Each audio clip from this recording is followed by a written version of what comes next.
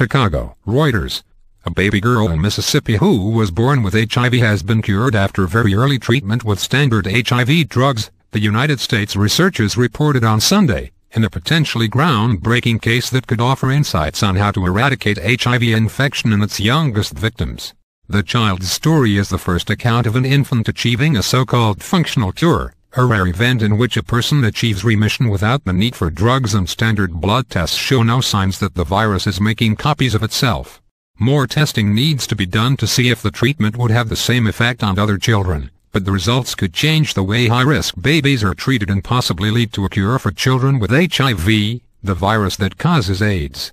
This is a proof of concept that HIV can be potentially curable in infants, said Dr. Deborah Persad, a virologist at Johns Hopkins University in Baltimore, who presented the findings at the Conference on Retroviruses and Opportunistic Infections in Atlanta.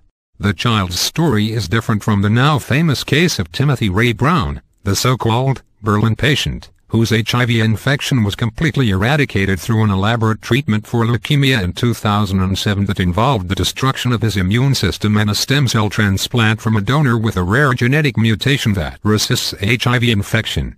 We believe this is our Timothy Brown case to spur research interest toward a cure for HIV infection in children, Persad said at a news conference.